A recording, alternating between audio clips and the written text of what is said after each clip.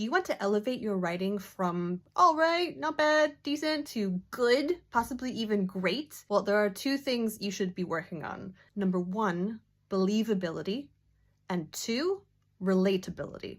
Now, these are kind of intertwined, but they also do their own thing. So let's start with believability. This doesn't mean that your story has to be one that could take place in our reality. You could have something that takes place on another planet with dragons and fairies and still make it believable. So we do that by grounding it in a sense of reality.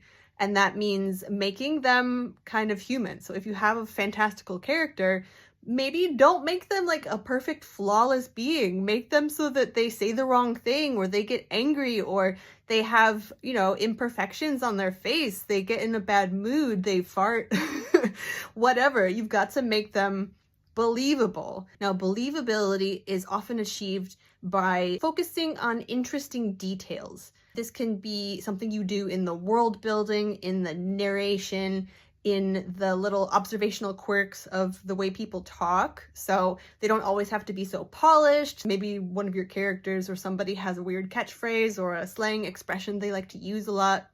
And don't do it excessively. We don't need to know every detail, but we need to have enough that it creates a strong sense of the world that this story inhabits, so that we can kind of agree to believe that, yeah, this place exists, these people exist, and I'm going to watch what happens. And then for relatability, I think as a rule of thumb, you want characters to be multidimensional in terms of like on the good evil spectrum, for example.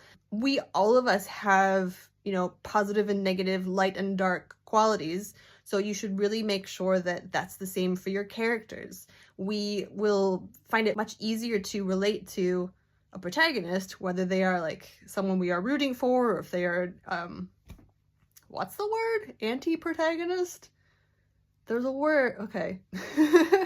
We will be much more willing to go along with them and be able to understand why they're doing what they're doing if we know their motivations. If you're dealing with a villain, you definitely want to have a reason for their villainy and a reason that I can understand and relate to. So even if the same situation didn't happen to me, I can think, yeah, if they did see their parent getting in that particular way, that might mess me up enough to become this villain too, okay? That's just like a bare bones explanation of believability and relatability. But if you work on those two, then your writing, whoosh, it's going to skyrocket.